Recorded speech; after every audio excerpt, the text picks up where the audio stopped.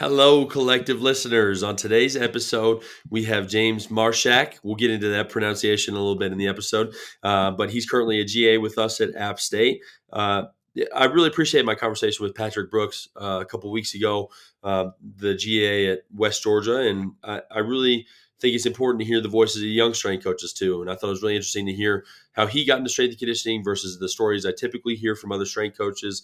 I think it shows how the field has evolved, and then again, it was really refreshing to just kind of get brought back to those GA days, and just all the challenges that he's facing were exact challenges that I've had before, and I'm sure a lot of you listening to this podcast have had as well. So I really appreciate having James on the podcast. I thought he did an excellent job as a guest, and I think you guys will really enjoy listening to him as well. Enjoy.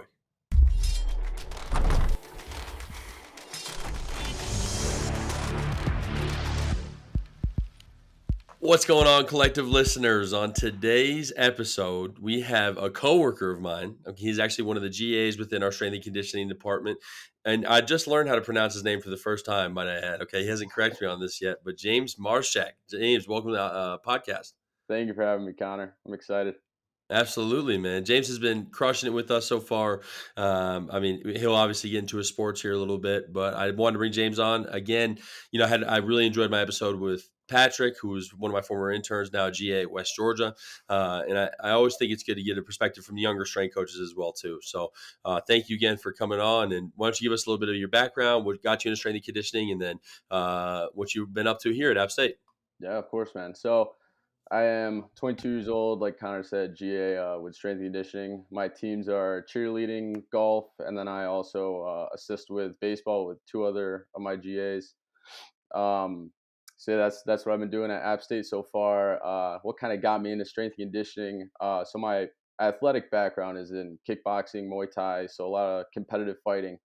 And it was while I was training for my third fight when I got my first strength and conditioning coach.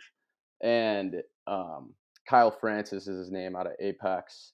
And it's a really cool story with him. He has ALS, so he was wheelchair bound when I met him. And although there was such um, a difference in how like he would communicate, he was still so motivating. And then through that, through him training me and kind of me seeing where strength and conditioning could bring someone, like the differences.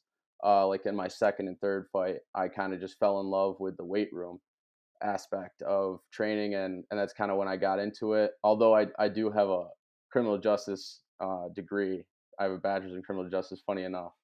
Yeah, Um, that's okay. The CSCS doesn't require the exercise science degree quite yet, so yeah, you're good. exactly. Yeah, pretty good there. But what kind of made me choose App State?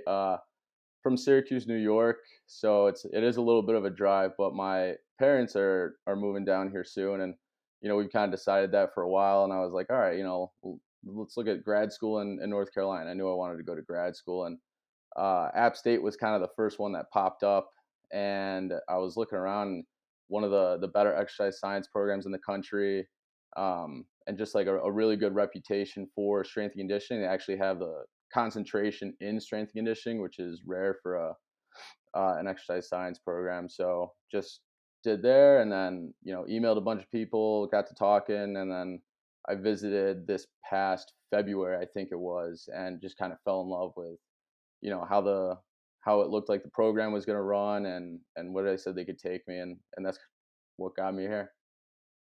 That's awesome. And this is exactly why I wanted to bring you on the podcast, because it's so interesting to me, because I feel like strength and conditioning, and every strength coach I talk to who's 30 plus is kind of in that group where it's like, well, I played football, I wasn't strong enough, or Mhm. in collegiate football, I ended up, falling in love with my strength coach. So, we had a great time and I interned for him, and then it kind of rolls from there.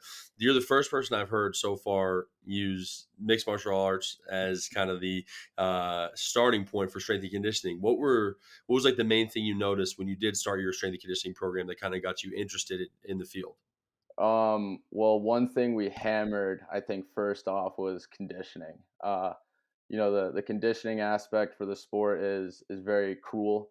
I can't say that I really had a lot of fun doing the conditioning, but um, it definitely, that was probably the first thing I noticed was, when we started implementing actual conditioning programs instead of me joining the cross country team at my high school and running miles a day, thinking that was going to translate over to 3 2-minute rounds at 90% plus intensity.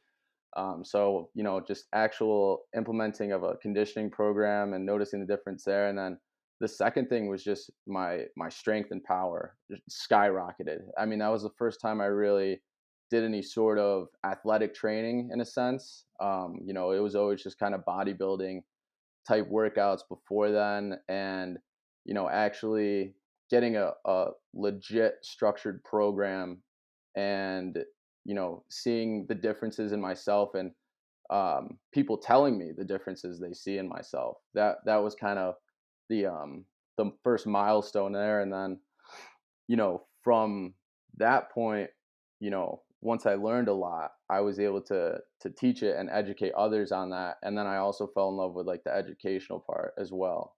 But that was how it kind of got into it.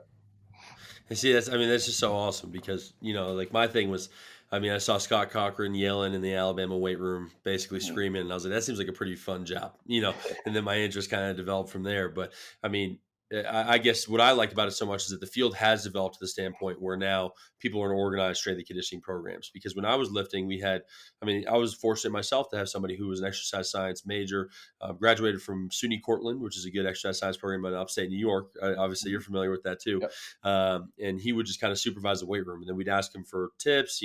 He wouldn't organize anything like that, and so a lot of it for me was just kind of finding out stuff on my own, and a lot of trial and a lot of error. I made a Yeah, lot of mistakes, and so definitely. that it was good and bad in a way, because my back definitely still hurts from those days. I think I front squatted. Like almost every single day for a year straight, and I just didn't understand any of the basic principles. But to know that now the field is prevalent enough where, one, the sport of mixed martial arts has developed enough, right, for you to Mhm. actually, seek out a strength and conditioning coach. But then, two, for strength and conditioning to be that prevalent that you're able to get that experience and then, translate it into now being a strength and conditioning coach is so interesting to me. And I think it really shows how the field is growing and is continuing to expand. And one thing I am curious about, and you mentioned it with your coach. That must be obviously everybody knows it's an incredibly tough battle with ALS. Like, what Mhm. was that like to work with him, and how did he communicate? Because that's a really interesting challenge to overcome. Yeah, so couldn't really move his hands or legs. It was pretty difficult to understand him for the most part, but he did have his caretaker with him. Um, a majority of the time, I would say, and she kind of would fill in where I wouldn't really be able to understand something. Um, but the more I was with Kyle, the more I kind of picked up on like how to understand him. And you wouldn't think that would be so motivating if someone can't like scream in your face and get you to get that 1 rep max up, but just him dedicating his time and letting me come and train with him for as long as he did, him inviting me into his gym is just it was a big step in my martial arts career. um Even though I don't plan on going pro, I have a love for the sport, but it was, we would go in, he would have the workouts, his caretaker would write the workouts on the board.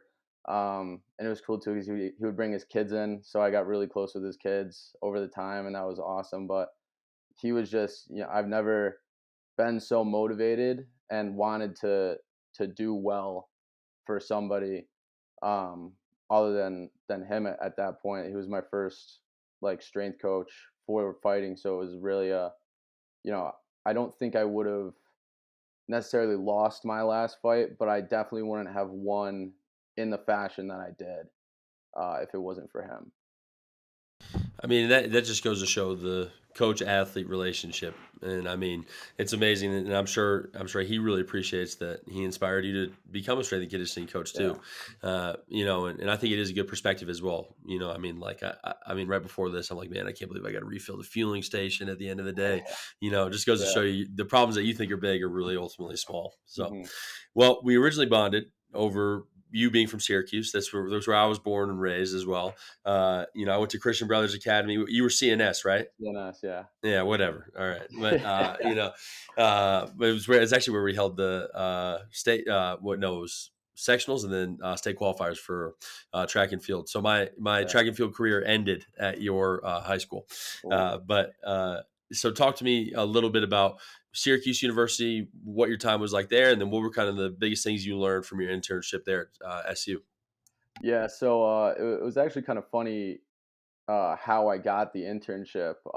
So I worked at a gym called Edge Strength and Conditioning. Shout out Edge.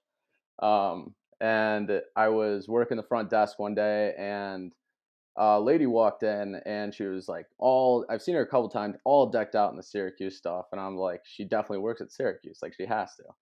And I was kind of just walking by, like doing a couple maintenance things in the gym, and she like made a comment towards me, like she knew me, and I was like kind of like confused a little bit, but then we kind of started getting talking, and it was funny because the person she was talking about was another trainer at the gym who I guess we look alike, and he also fights too. So it was really funny because she started talking about the fighting gym that he goes to, and I knew he did that because we had trained a couple times, and I was like, oh, I think you're talking about Tyler. A little mix up there. Yeah, right. Her name is Tracy, by the way. Tracy Stankiewicz. I hope I'm pronouncing her last name right. I'm probably not. Sorry. Well, Um, hey, I haven't pronounced your last name right yet, yeah, so that's true. That's true. Um, but yeah, and then we just got to talking, and I was telling her about how, I used to train athletes at my first training job back when I was in Utica, New York, at a place called SPI Fitness. And she kind of invited me to come to Syracuse and shadow, and she was like, we could always use the help. And I was like, 100%. Like, you tell me, when you need me, I'll be there. And I went, and she gave me like tours of the facilities, was like is still the absolute nicest person ever. And one of my huge mentors now. And she started introducing me as the new intern for the semester. And I was like, I'll take it. I'll take it for sure. And from there, I worked landscaping on the side as well, on top of edge strength and conditioning. Um, and thankfully, my both my bosses were very understanding. Like, this internship is very important. So I started there, and I started mainly with women's lacrosse, which we made it to the Final Four. That was pretty awesome. Um, perennial great team there. Definitely, definitely, yeah. So I started with them, and it was, the first time I had ever seen Division 1 sports training. I had seen some Division 3 when I worked at SPI. Had trained that was more private sector, but I had seen like how those kinds of athletes would train, and then getting to Division 1 and seeing the differences in facilities and um, kind of like the attitudes towards their sports. Because a lot of the D1 athletes there are planning on going pro, or they're making a career out of their sport, and nothing against D3 at all, but No shade. um, yeah, but and then just kind of seeing how like a powerhouse school runs was crazy, and then through my internship, I would just show up. We would, run the workouts. She was very good on the educational piece as well. Kind of explained everything, why she was doing this, why she was doing that to me. Um, I got to go to the practices, and then I think it was like the second week I was there.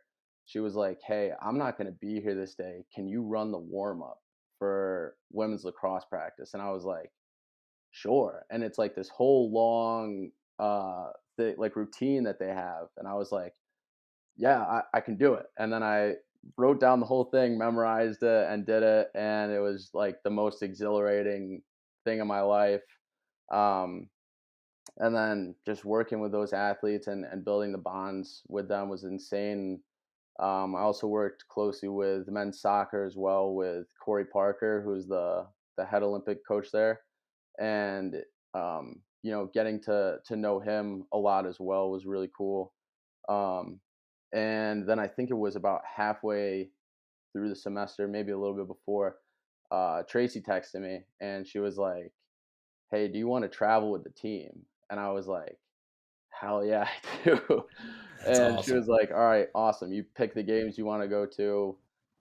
We'll get it set up." So I ended up traveling with them to Louisville, and I was actually the only strength coach that traveled with them for their game against UNC, which we won and broke like a 49 game win streak at home for UNC. So that Wow. was, an unfathomable experience. And then also getting to travel to NCAA with them as well, and just sharing in like the success and, you know, like bonding over like the sadness of losing, of course, but the coaches and the athletes treated me like I was a part of the family, and that's an experience I'm definitely never gonna forget. That's incredible. I mean, well, it's also a testament to the work you did, right? I mean, they trust me that she would not have invited you to travel if she didn't love Mhm. what you were doing. Yeah, And it's just funny you speak about the warm up. I feel like everybody in strength and conditioning has that one kind of moment that was like, yes, I finally get to run something. yeah. Yeah, I'll never forget the one of my first mentor ever in strength and conditioning is Christy Bartlett, and she's now the director at NC State for Olympic strength and conditioning. And she's amazing, but like so hard on me, like would Mhm. never ever give me a compliment, nothing, like I remember it was just like every time, like I just wanted her approval on everything, and she's like, "Yeah, that's all right," and I'm like, "Damn," Mhm. I Yeah. leave for the day, and I'm like, "All right, we get it tomorrow," and then I think it was something with the speakers was going on or something, and I figured it out, and it was funny because she came up to me, she says, "Hey, great job, coach." And immediately I was like, yes, like coach, like, Yeah. and so it wasn't even something strength and conditioning related, Mhm. but I just, I think everybody has those kind of first few moments that keep inspiring them and get them excited. So Yeah, I'm glad definitely. you had those mentors. So, Yeah. how's everything been going at App State so far? How are things with your teams? And then maybe what are some challenges you faced so far? Yeah, definitely. I love strength and conditioning, so this has just been like, to be able to say that I have this as a job and, I'm gonna make a career out of it. I'm actually getting paid to do this instead of interning, is kind of surreal. But I love working with golf and cheerleading. I think the first thing that is so important to me is getting to know the athletes, and I'd say that's one of the more important aspects, in my opinion, of strength conditioning. My first mentor, well, not first mentor, but my first kind of like, yeah, I would say for one of my first mentors, Vinny Scolo.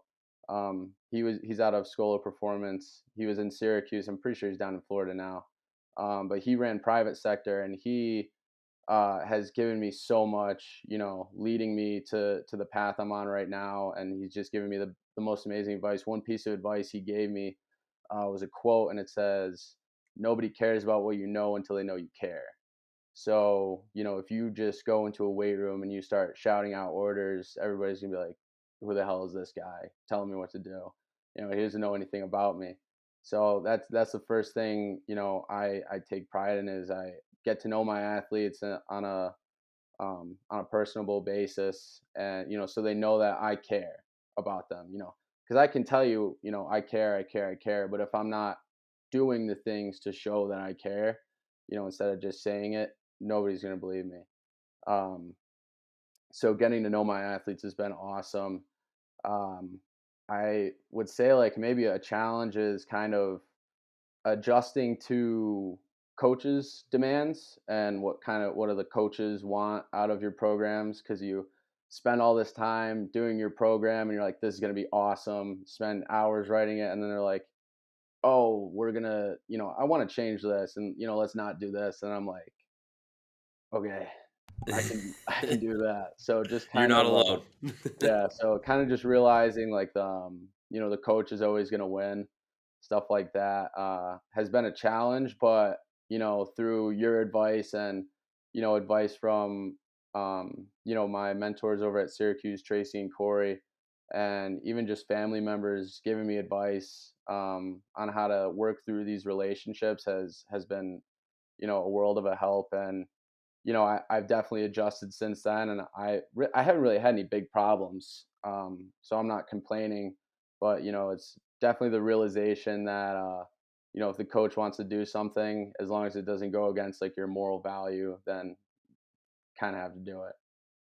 Yep. We just met about that last Friday, right? I Yeah. mean, we were talking about it, and I was on a panel today. It was like a multidisciplinary action between registered dietitians, athletic trainers, and strength coaches. And Mhm. one of the examples I brought up was every year my conditioning program has changed a little bit. My first few years it changed drastically because my first year I had no clue how much in shape you had to be to play basketball. And so Yeah. that one was really on me. But then Uh-huh. after that I also learned that and for anybody listening, if they've ever worked with basketball, you'll know your players are never in shape. If they are in shape, there'll be a game we lose, and it's because they're not in shape, and that continually happens. And so that was my big coach realization moment where Mhm. I found out that we had all these progressions and we went over all these things from a scientific standpoint of conditioning and what it should look like, and then all of a sudden it's like, well, I don't really care. We need to run them into the ground on this specific day, and I was like, all right, that was my tough moment of realization. But I mean, I Mhm. think you hit the nail right on the head. As long as it doesn't go against what your true beliefs are and it doesn't go against the safety of the athletes, then ultimately there's going to have to be a compromise made. And I think coaches who don't accept that point really struggle with their relationship with their head coaches. And that doesn't mean that they always have the final say on everything, right? But it does mean that, you do have to take into consideration what they want to see because it is their team. At the end of the day, they are the head coach. They're the one whose stamp is on the program. At higher level programs, it may be the case where, you get let go with a head coach if they get fired, for performance. But certain situations, like, I mean, I work with men's and women's basketball. If one of our coaches were to get let go, like I most likely would be able to keep my job. So I think that's something you really have to consider at the end of the day, and operating the program, how the coach would like you to see it happen, but then also keeping your own philosophy and you keeping your own style with it. So it's always a tough lesson I just smiled when you brought it up because every single strength coach goes through that moment right there. I mean, Yeah, it's, definitely. it's a definite challenge for everybody to experience. Mhm. So how have classes been? I'm curious. App State is a great exercise science program, like you mentioned. One of the coolest things for me is that we have Dr. Triplett. I mean, she Yeah, literally definitely. wrote the book on strength and conditioning Yeah. here, and she's one of the professors. So how's school been going for you? School's been it's been an adjustment because I have been out of school for a decent amount of time now. So not I think not going straight into grad school from my undergrad, I might have to adjust a little bit more. I think I still am adjusting, but the classes are definitely grad level. I'll tell you that much. Definitely putting in a lot more studying than I did with criminal justice, and I'm kind of realizing, if I don't put that studying in, I'm not going to get this because, kind of the educational background I have on this is everything I've learned in the field and stacks of flashcards from studying for certifications. So everything has kind of just been like either self-taught or taught to me in the field. I haven't really had any classroom experience with that. So I think biomechanics and exercise physiology are definitely two of my challenges right now. Not having that kind of extensive classroom background or a degree has definitely been noticeable, I would say. But we're adjusting to it, and I'm just gonna continue studying, and I'm gonna do good and get this degree. I just keep telling myself I'm gonna do it. So I'm gonna do it. That's awesome. But And once again, you're not alone. Okay. Mhm. I think you actually, it's a little similar to my experience. It's just flipped. My master's degree is in sports psychology. It's not Mhm. in exercise science. And so I remember exercise physiology was awful for me in grad school because uh, I did not do that well in undergrad. Mhm. I had one of the best teachers you could possibly have, Dr. Myra Santiago at Temple University. Was incredible, and Mhm. she hit me with the, "If you don't do your work, I'm going to fail you." And I, of course, was like, "Yeah, whatever." And then she failed me, so Yeah. I had to take it again. And then in grad school, I remember it was an elective class. I was like, I might as well take X Phys if I know I want to be a strength coach.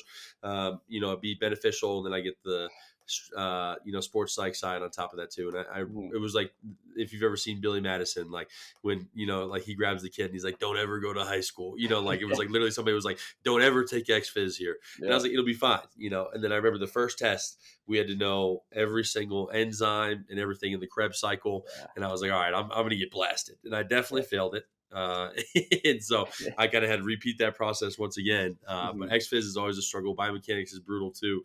But ultimately, those things always. What I appreciate about the grad school classes is that they become ingrained in your knowledge base, and then it's really Mhm. easy for you to kind of make connections and then have a scientific background and everything. But what I will say with the criminal justice degree is I think it's interesting because it gives you a different lens on how to look at things. And I don't know if you've noticed this at all, but I feel like I kind of have a slight advantage sometimes with the sports psych degree because I can look at it from a little bit of a different perspective, in specifically like relationship building and motivation for the athlete, like things like self determination theory. Really big pieces to my education have allowed me to look at things from a different lens and kind of take a step back. Have you noticed that at all with your criminal justice degree so far? Yeah, I'd say so, and I'd also say there's kind of a downfall with it. So in CJ, it's so much critical thinking. Every single Mm, class, you're looking at cases or you're looking at law, and every professor hammers you need to have amazing critical thinking skills, and I feel like that's true with every major in every subject, but you have to dive so deep and get into such great detail. And where I think this affects me negatively is when it comes to my programming, because mm, I try and get it so perfect. I try and dive into every little thing when I know I'm just going to change it anyways. And I have. I've changed like my entire programming basically since I've written it. But I get such a paralysis by analysis is the term, I guess. And for a 4-week program, I'll sit and I'll stare at it and try and make it perfect for like 2, 3 hours when it could have just taken me probably 30, 45 minutes to do.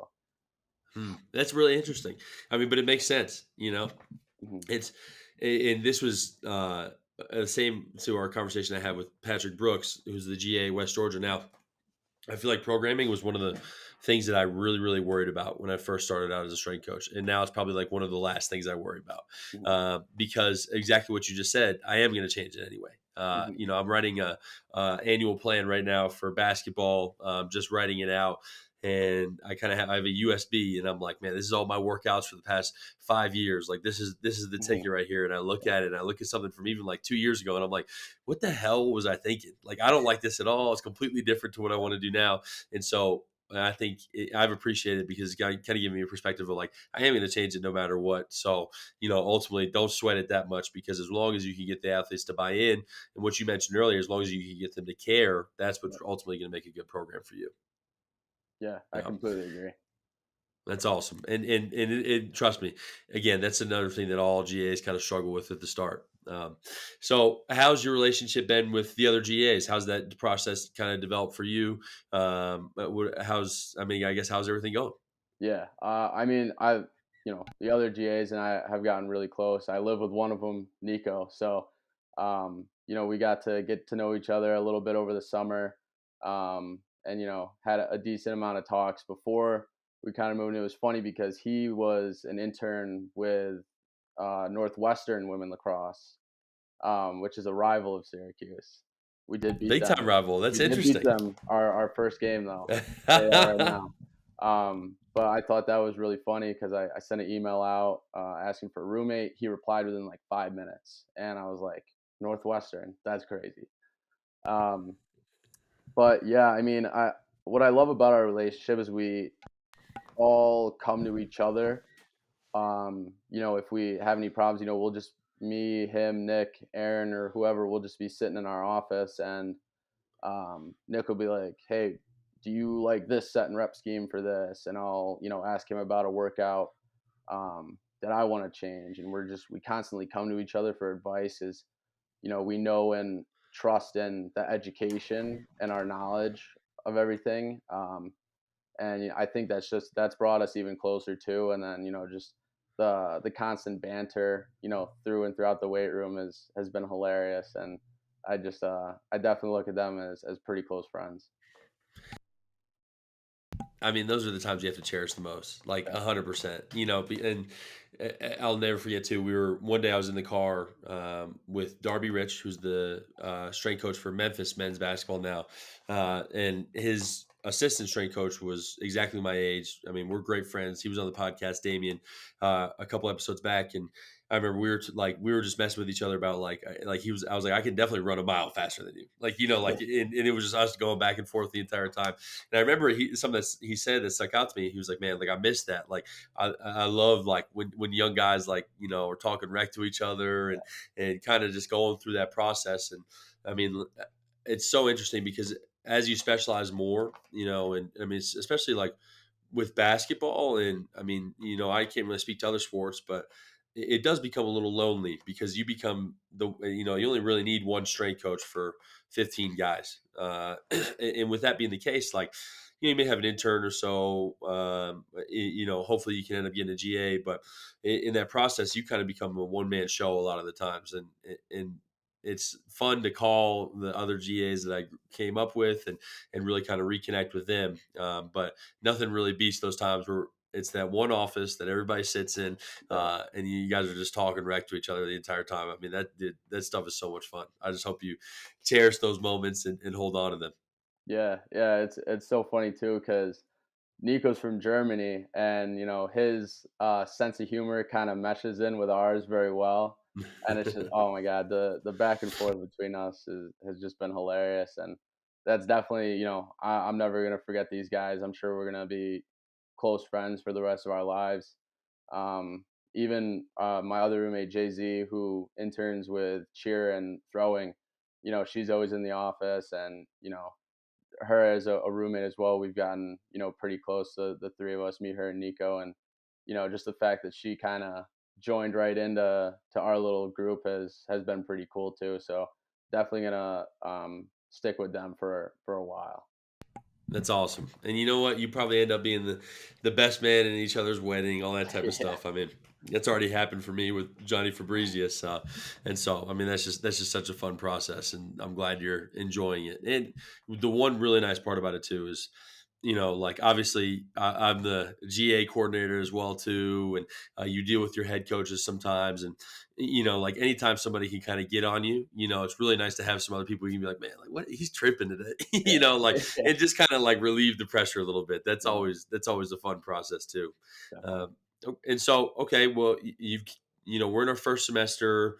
I mean, almost I mean, about halfway through at this point. I mean, unless I'm completely incorrect on my timeline, but uh, you I think know, so. Getting close. you've got there you go. We're a little bit. I've been out of school for a while now, so Yeah. so we've gotten settled. Going into next semester, what are your main goals? What are the areas that you are looking to improve upon for yourself? I'd say just overall, I want to just become a better coach. In almost every aspect. I try not to strive, for perfection. Um, Even though I might, it's easier said than done. But that's kind of something I've been trying to work on is nobody's perfect. Nobody knows everything. Trying to approach everything with a white belt mentality and just learn as much as I can so that I can better not only my education, but my coaching skills as well. I think something right now is that I'm dealing with is learning when to be like the friend coach and when to be the disciplinarian, and kind of trying to discern between the two and make sure that I don't get too much into one of those. Because being athlete's best friend instead of a disciplinarian coach can lead to problems, and then being too disciplinarian can lead to problems. So I'm trying to find that good middle ground. But going into next semester, with school, A's. That's the goal. Always, 4.0, trying to go into it with a 4.0. And then as far as coaching goes, just trying to do as much as I can, learn as much as I can to better my overall skills, I would say. And that's another thing that was really common theme I saw with strength coaches I worked with is what you talked about, the balance between being the friend, being the disciplinarian, being the one who they can respect and listen to, but also and get them to love the process of the weight room. And I'll never forget Dan Worth at the University of Tennessee taught me it should be a love-hate relationship. They should love you, but there's probably gonna be some times where they're gonna be really quiet leaving the weight room, and they're maybe not really, they'll say, "Hey, thanks, Connor. Have a good day." It's not always gonna be people dapping you up and say, "Man, that was the best lift I ever had." Yeah. But I mean, if I can impart anything to you, uh, anytime I've had to really get on teams, or anytime I've really held them to a high standard, and as long as I made it clear that I cared about them, this was something that I believe is going to make them a better athlete. Usually, it's conditioning sessions. That's going to be one of the Mhm. number one times, right? Um, every time that's happened, and I've told them that they're not meeting the standard, I've gone home. I mean, my fiance has heard it a million times. I'm like, man, the team's gonna hate me. Like, like they're gonna come in tomorrow. It's gonna be the worst lift we ever had, and they always come in, and it's a brand new day.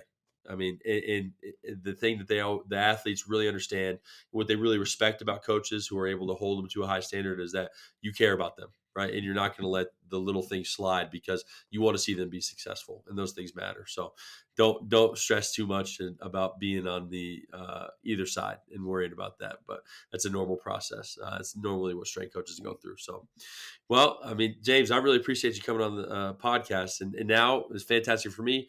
I know how to pronounce your last name correctly, and Yes, so sir. it's a big benefit for me. Again, it's always really nice, and now having another young strength coach on, it's always refreshes my appreciation and love for strength and conditioning, because just seeing your excitement and your passion for the field always kind of re-energizes me a little bit. And it's fun for me to have at our meetings and kind of talk with you guys, and be a GA for a second as well too. So I appreciate you guys, and thank you very much for coming on. Yes, sir. Appreciate you for having me, man. It was fun.